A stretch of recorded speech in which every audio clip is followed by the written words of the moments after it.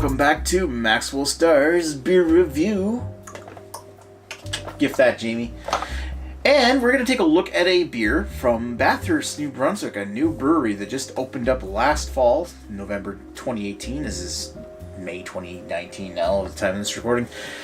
That opened up last fall in Bathurst, New Brunswick, called 13 Barrels. This is their Tall Tales IPA.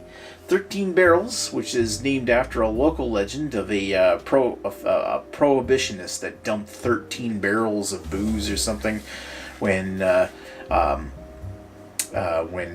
Brunswick took prohibition over. And I don't know why you would name yourself after that kind of an asshole, but still, local legends, I guess. So this is Tall Tales IPA. Just says India Pale Ale, the perfect blend of hop aroma and bitterness. See about that.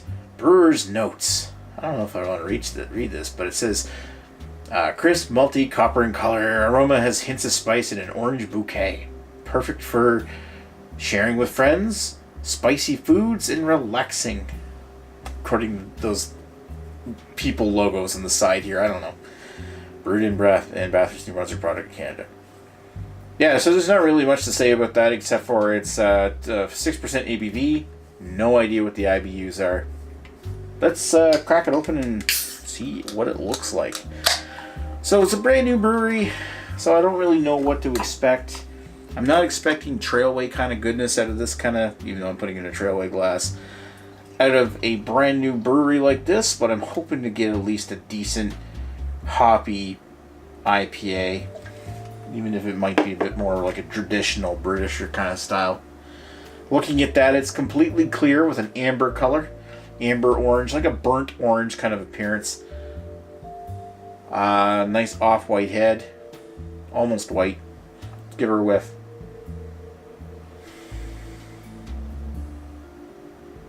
A little hint of orange candies. Bit of caramel. Nothing really jumping out of my nose. Just a little bit of caramel and orange candies.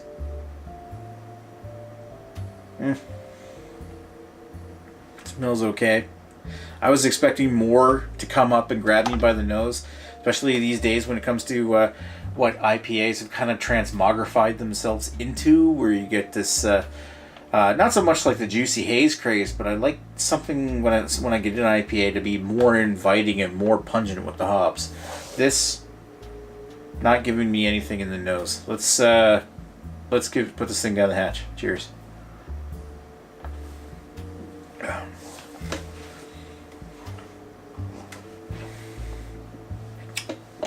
Malty, piney, resiny, biscuity. You get caramel malt, an orange candy resin, this spruce gum kind of pininess, big lingering resin note going down the back of the throat. Very light bodied beer for an IPA. I mean, it's not like light bodied like you would get in like a big IPA or something. The sugars in this, the sweetness does weigh it down quite a bit more than that, but it is for an IPA. It's not super heavy, and it's not too bad if your aim is to get something that's a little bit of a drinking beer, something to get to for people to pound down. I don't know.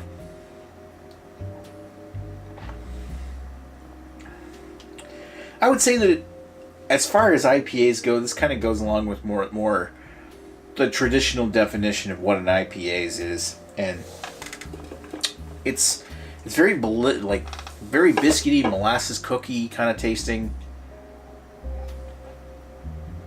with a smattering of hops, and it's definitely well balanced. And I could almost call this more hop forward than I would with what you can it's hard to put words on this, because I mean the IPA means so many different things nowadays, where you got the hazy juice craze IPAs, West Coast IPAs, East Coast IPAs, New England, New York style IPA, whatever. what have you. Or British IPAs. There's just so many different variations of the style nowadays that IPA can mean a whole bunch of different things. And I consider this one definitely leaning more towards an old school, like East Coast kind of IPA. But it's hard to put a finger on this, because this is the kind of IPA that I would expect from a new brewery starting in a town where there's not a lot of competition around. Like, I can see this being a very popular choice amongst the breweries' offerings in the local area, if they don't have any other breweries, because they probably don't get a local craft beer taste that kind of matches up with this. But when you compare it to other breweries in the province, no, I wouldn't compare this up to, especially not Trailway, for example. I wouldn't compare it to Hammond River. Wouldn't compare it to Long Bay. This is better than what Picaroons makes, which is not saying much. I don't know. I'm not really crazy about the big malty IPAs anymore.